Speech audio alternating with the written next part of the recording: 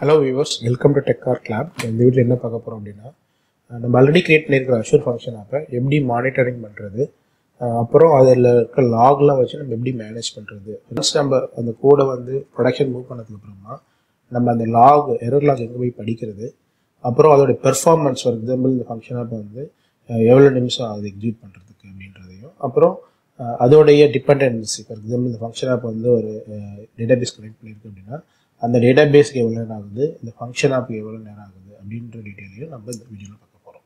So பேசிக்காக வந்து அதோட மானிட்டரிங்கும் அப்புறம் அது எப்படி நம்ம வந்துட்டு அந்த ஃபங்க்ஷன் ஆப்பை மேனேஜ் பண்ணுறதுங்கிறது தான் நம்ம இந்த வீடியோவில் பார்க்க போகிறோம்.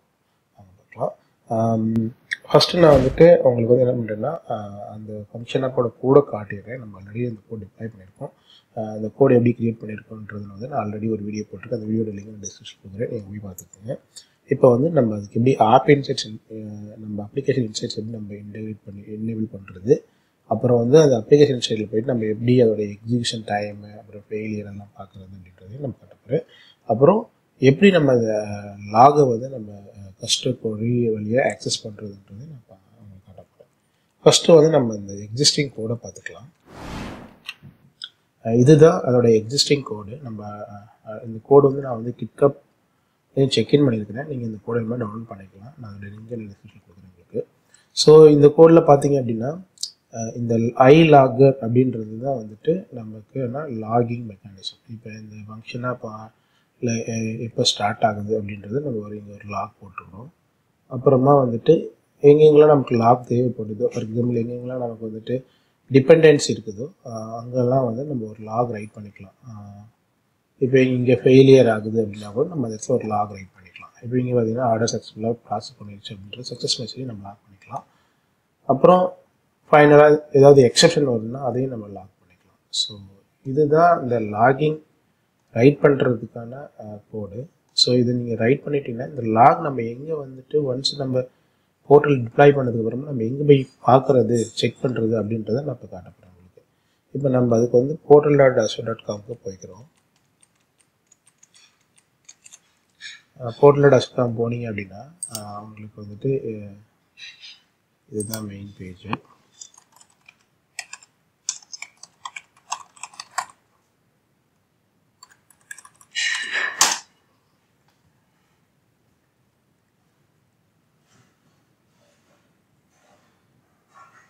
நீங்கள் பார்த்தீங்கன்னா இதுதான் நம்மளுடைய ஃபங்க்ஷன் ஆப்பு. நம்ம ஆல்ரெடி கிரியேட் பண்ணிக்கிற ஃபங்க்ஷன் ஆப்பு. இந்த ஃபங்க்ஷன் ஆப்பில் போனீங்க அப்படின்னா லெஃப்ட் சைடில் பார்த்தீங்கன்னா உங்களுக்கு மானிட்டரிங்னு ஒரு செக்ஷன் இருக்கும். ஸோ மானிட்டரிங்னு இருக்குது. இந்த மானிட்டரிங்கில் அப்ளிகேஷன் இன்சைட்ஸை கிளிக் பண்ணிங்க அப்படின்னா நீங்கள் வந்துட்டு எந்த ஃபங்க்ஷன் ஆப்பு எந்த ஆப் இன்சைட்ஸோட லிங்க் ஆகிருக்குன்றது நமக்கு காட்டும். இன்கேஸ் லிங்க் ஆகலை அப்படின்னா நீங்கள் ஒரு ஆப் இன்சைட்ஸ் க்ரியேட் பண்ணிவிட்டு இங்கே லிங்க் பண்ணிக்கலாம். இப்போ என்னோட கேஸ் பார்த்தீங்கன்னா நான் ஆல்ரெடி இந்த ஆப் இன்சைட்ஸ் வந்து கேக்கெவன் சொல்லிட்டு ஒரு அப்ளிகேஷன் லிங்க் ஆகிருக்கு. நான் அந்த அப்ளிகேஷன் இன்சைட்டுக்கு நான் போய்க்கிறேன். இதுதான் அந்த அப்ளிகேஷன் இன்சைட்ஸு. இப்போ இதில் பார்த்தீங்கன்னா லெஃப்ட் சைடில் பார்த்தீங்க அப்படின்னா உங்களுக்கு வந்துட்டு லைவ் மெட்ரிக்ஸ்னு ஒன்று இருக்கும். லைவ் மெட்ரிக்ஸ்னால் என்ன அப்படின்னு பார்த்தீங்கன்னா இப்போ ஆக்சுவலாக அந்த லாக் வந்துட்டு நமக்கு கிரியேட் ஆகிறதுக்கு ஒரு 2 to 3 செகண்ட்ஸ் ஆகும்.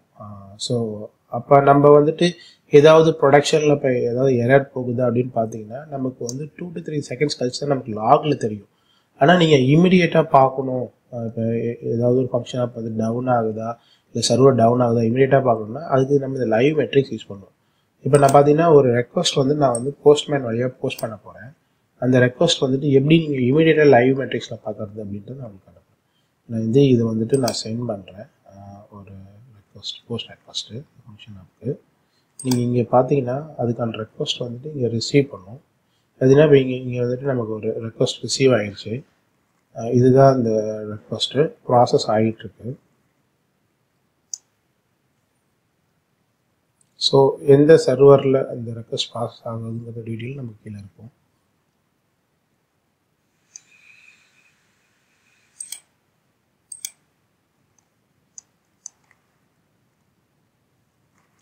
இப்போ பார்த்தீங்கன்னா நமக்கு ப்ராசஸ் ஆயிடுச்சு. இது ரெக்வஸ்ட் ரிசீவ் பண்ணது இங்கே பார்த்தீங்கன்னா தெரியும் உங்களுக்கு அவுட் கோயிங் ரெக்வஸ்ட்டு என்ன கால் ரைட்டுங்கிறது. ஆக்சுவலி அது ஃபெயில் ஆயிடுச்சு. இப்போ பார்த்தீங்கன்னா இங்கே பார்த்தீங்கன்னா நமக்கு எந்த ரெக்வஸ்ட் இங்கே வந்துருக்குது அந்த ரெக்வெஸ்டோடைய போஸ்ட் இங்கே பார்த்தீங்கன்னா இதில் என்ன எதனால் இது ஃபெயில் ஆயிடுச்சு ஆக்சுவலாக போஸ்ட் ரெக்வெஸ்ட்டு இதோடைய டீட்டெயிலும் நீங்கள் பார்த்துக்கலாம். என்ன எரர் வந்துச்சு 500 எரர் வந்திருக்கு. 500னா இன்டர்னல் சர்வர் எரர் அப்படின்னு காட்டுது. ஸோ இது வந்துட்டு நம்ம லைவாக செக் பண்ணுறது என்ன எரர் மெசேஜ்னு சொல்லிட்டு. இப்போ நமக்கு இங்கே ரெஸ்பான்ஸ்லேயும் பார்த்தீங்கன்னா நமக்கு இங்கே எரர் வந்துருச்சு. என்னென்னா கனெக்ஷன் வந்து டைம் அவுட் ஆகிடுச்சுன்னு சொல்லிட்டு. ஸோ நான் இப்போ எகெயின் மறுபடியும் அதே ஆர்டரை ப்ளேஸ் பண்ணுறேன். கான்ஃப்ளிக்ட்டுன்னு காட்டுது. இங்கேயும் உங்களுக்கு வந்து பார்த்தீங்கன்னா இந்த லாக் வந்திருக்கும் 409 எரர் வந்துருச்சு. So conflict. இப்போ நீங்கள் இங்கே போயிட்டு ஏன்னா இந்த ஆல்ரெடி இந்த ரெக்கார்ட் ஆக இருக்குது. ஸோ நான் just like changing the input parameter நான் சேஞ்ச் பண்ணிவிட்டேன். இப்போ நான் எகெயின் சப்மிட் பண்ணுறேன். சப்மிட் பண்ணால் 200 ஓகே வந்துருச்சு. இங்கேயும் பார்த்தீங்கன்னா எனக்கு வந்து அந்த ரெக்வஸ்ட் ப்ராசஸ் ஆகிடுச்சு. 200 ஓகே வந்துருச்சு. எக்ஸிக்யூட்டட் சக்ஸஸ்ஃபுல்லி அப்படின்னு சொல்லிடுச்சு. ஸோ இதுதான் இந்த லைவ் மெட்ரிக்ஸோட யூசேஜ். இந்த ஃபெயிலியர் டேப்பில் பார்த்தீங்க அப்படின்னா உங்களுக்கு வந்துட்டு எவ்வளோ ரெக்வஸ்ட் நமக்கு வந்திருக்கு, அந்த ரெக்வஸ்ட்டில் வந்துட்டு எத்தனை ரெக்வஸ்ட் நமக்கு ஃபெயில் ஆகிருக்கு அப்படின்றத நமக்கு தெரிஞ்சிடும். பார்த்தீங்கன்னா நமக்கு மொத்தம் 9 ரெக்வஸ்ட் வந்திருக்கு. அதில் பார்த்தீங்கன்னா கிட்டத்தட்ட ஒரு 4 ரெக்வஸ்ட் ஃபெயில் ஆகிருக்கு. அந்த ரெக்வஸ்ட்டோட ஃபெயிலியர் மெசேஜை நம்ம இங்கேயே பார்த்துக்கலாம். நீங்கள் கிளிக் பண்ணிங்கன்னா ரைட் சைடில் உங்களுக்கு வந்துட்டு என்ன மாதிரி எரர் வந்திருக்கு, எல்லாம் 500 ஒரு 409 எரர் வந்திருக்கு. ஸோ அந்த எரரோட டீட்டெயிலுங்க பார்த்துக்கலாம். நீங்கள் என்ன டீட்டெயிலாக வேணும் அப்படின்னா அதை கிளிக் பண்ணிங்கன்னா உங்களுக்கு அதர் ஸ்க்ரீனில் பார்த்தீங்கன்னா ரொம்ப டீட்டெயிலாக கொடுத்துருப்பாங்க எந்த இடத்துல ஃபெயில் ஆகிருக்கு அப்படின்ற மாதிரிக்கு. இங்கே பார்த்தீங்கன்னா நமக்கு வந்து போஸ்ட் ஆர்டர் வந்து 500 எரர் வந்திருக்கு அப்படின்றது டீட்டெயிலாக காட்டுது. ஸோ இதுதான் நம்ம வந்துட்டு ஃபெயிலியர் டேப்போடைய அனலைசிஸ் லாக் அனலிட்டிக்ஸில். இது வந்து ரொம்ப டீட்டெயிலாக இருக்கும். நம்ம அனலைஸ் பண்ணுறதுக்கு ஏதாவது ஃபெயிலியர் ஆச்சு ஃபங்க்ஷன் அப்படின்னா அனலைஸ் பண்ணுறதுக்கு ரொம்ப யூஸ்ஃபுல்லாக இருக்கும். அப்புறம் நீங்கள் பார்த்தீங்கன்னா பெர்ஃபார்மன்ஸ் டேப். பெர்ஃபார்மன்ஸில் பார்த்தீங்க அப்படின்னா நமக்கு மொத்தம் எத்தனை ரெக்வஸ்ட் ரிசீவ் ஆகிருக்கு போஸ்ட் ஆர்டர் ஃபங்க்ஷன், மற்ற ஃபங்க்ஷனாலும் இங்கே எல்லா ஃபங்க்ஷனோட நேமு எவ்வளோ ரெக்வஸ்ட் வந்திருக்கு. மொத்தம் 9 ரெக்வஸ்ட்டில் டியூரேஷன் பார்த்தீங்கன்னா ஆவரேஜாக வந்து ஒரு ரெக்வஸ்ட்டுக்கு வந்து 11.5 செகண்ட்ஸ் ஆகிருக்கு அப்படின்னு உங்களுக்கு வந்திருக்கு. இது பார்த்தீங்கன்னா நீங்கள் இது வந்து ஆவரேஜாக எவ்வளோ வந்திருக்குன்னு பார்த்துக்கலாம்.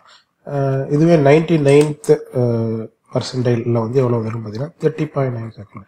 So almost 99% of the request பார்த்தீங்கன்னா 30.9 செகண்ட்ஸில் நான் வந்துட்டு ப்ராசஸ் ஆகிருக்கு அப்படின்றது தெரியும்.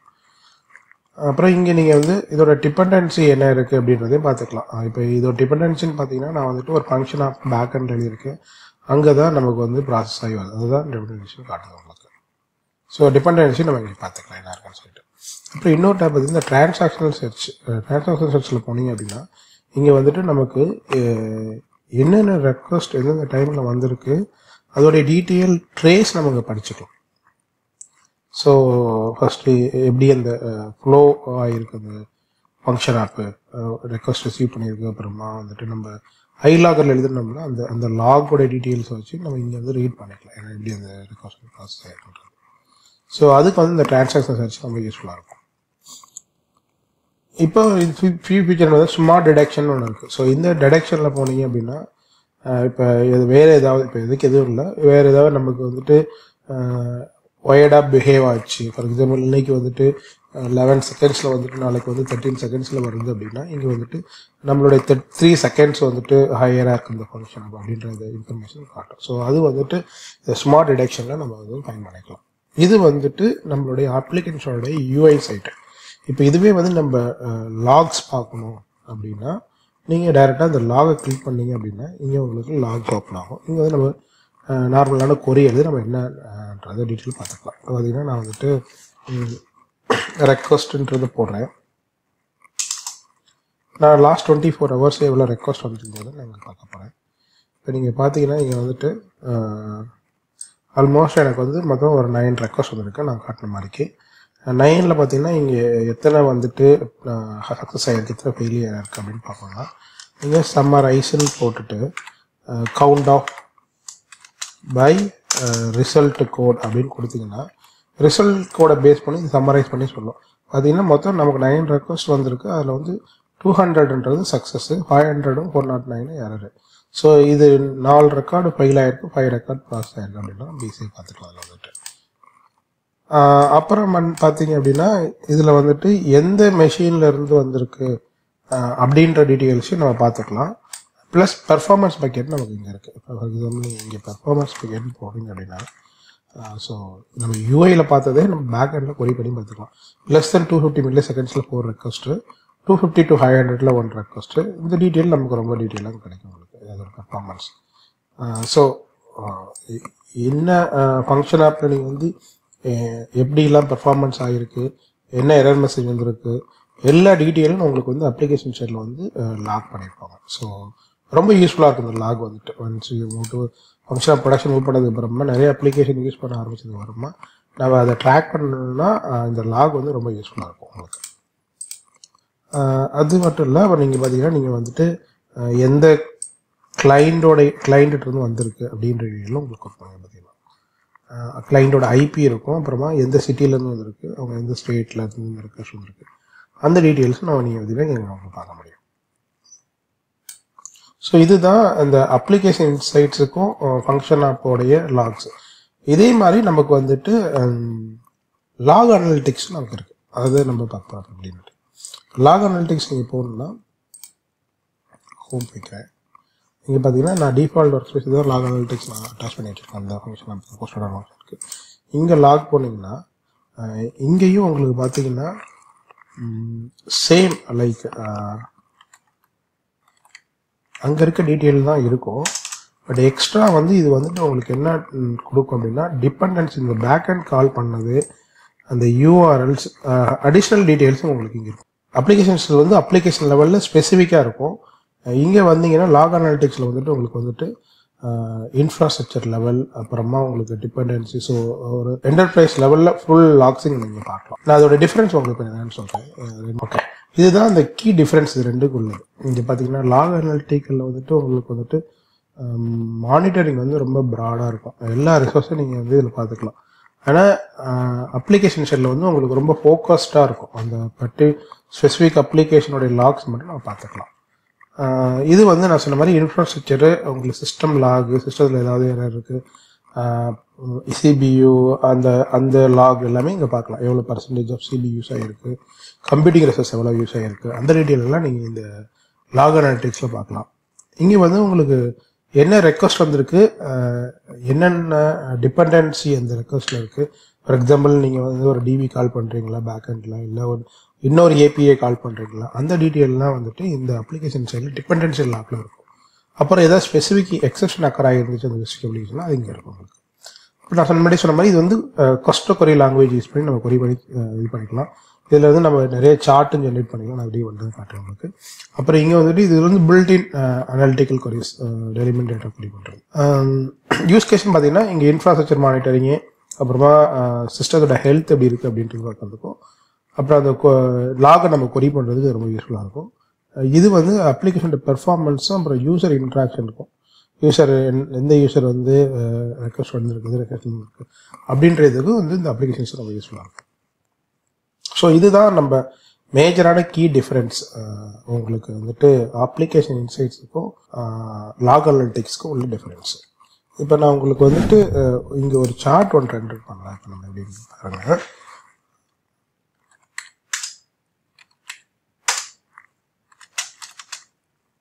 Count by result for column chart அப்படி கொடுத்தோன்னா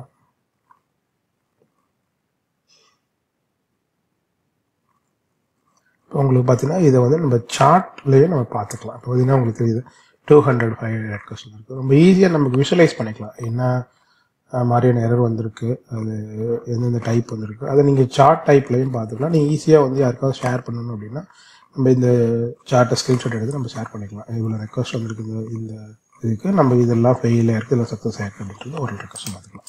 நீங்கள் ஓவராலாக எவ்வளோ மொத்தம் இதுக்கு ரெக்வஸ்ட் வந்திருக்கு, ஆப் ரெக்வஸ்ட் வந்திருக்கு அப்படின்றதே நீங்கள் பார்த்துக்கலாம். ஃபார் எக்ஸாம்பிள்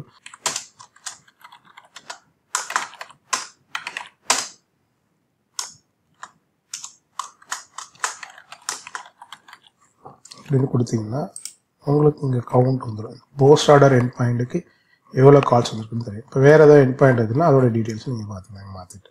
ஸோ இந்த மாதிரியான லாக்ஸ் வந்து ரொம்ப நீங்கள் லாக் அனாலிட்டிக்ஸ் வந்துட்டு இன்னும் கொஞ்சம் ஹை லெவலில் வைடாக நீங்கள் அனலைஸ் பண்ணணுன்னா உங்களுக்கு ரொம்ப யூஸ்ஃபுல்லாக இருக்கும். இப்போ நம்ம அடுத்து என்ன பார்க்க போகிறோம் அப்படின்னா எப்படி ஒரு ஃபங்க்ஷன் அப்போ வந்து நம்ம ஸ்கேலிங் பண்ணுறது அப்படின்றத பார்க்க போகிறோம். நான் ஆல்ரெடி சொல்லியிருப்பேன், உங்களுக்கு இதில் 2 டைப்ஸ் ஆஃப் ஸ்கேலிங் இருக்குன்னு சொல்லியிருப்பேன். ஒன்று வந்து வெர்டிக்கல் ஸ்கேலிங், அனதர் ஒன்று வந்துட்டு ஹரிசாண்டல் ஸ்கேலிங். இப்போ நான் வந்துட்டு இங்கே போகிறேன். இப்போ என்னுடைய ஃபங்க்ஷனாக பார்த்தீங்கன்னா நான் வந்துட்டு கன்செப்ஷன் பிளான் கொடுத்துருக்கிறதுனால எனக்கு எந்த ஒரு சர்வீஸ் ஆப்சர்வீஸ் பிளானிங் அட்டாச் இருக்குது. பார்த்தீங்கன்னா இதுதான் என்னோடய ஆப்சர்வீஸ் பிளானு. இந்த ஆப்சர்வீஸ் பிளானில் போனீங்க அப்படின்னா உங்களுக்கு இங்கே போயிட்டு செட்டிங்ஸில் எனக்கு இந்த ஸ்கேல் அப் ஸ்கேல் அவுட் ரெண்டுமே டிசேபிளாக இருக்குது. ஏன்னா நான் வந்து ஃப்ரீ சர்வீஸ் யூஸ் பண்ணுறதுனால எனக்கு ரெண்டுமே இல்லை. இப்போ நான் உங்களுக்கு ஒரு சாம்பிள் க்ரியேட் பண்ணுறேன், ஒரு சர்வீஸ் பிளானு. அப்புறமா அதை வந்துட்டு நம்ம எப்படி ஸ்கேல் அப் ஸ்கேல் டவுன் பண்ணுறதுன்னு சொல்கிறேன். ஃபஸ்ட்டு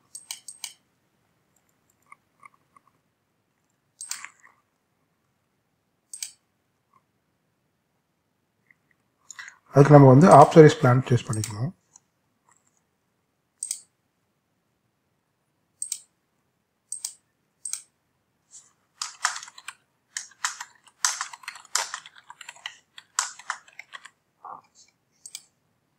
சர்வீஸ் பிளான் கொடுத்துக்கிறேன். இங்கே வந்து .NET கொடுத்துக்கிறேன். விண்டோஸ் தான் என்னோடய OS வந்து.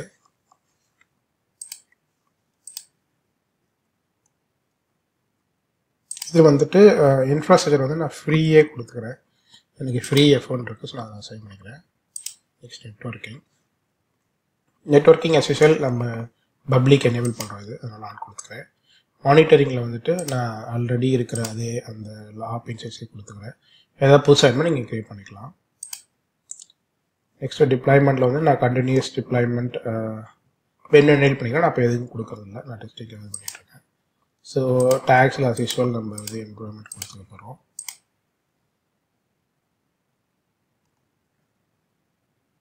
ஓகே,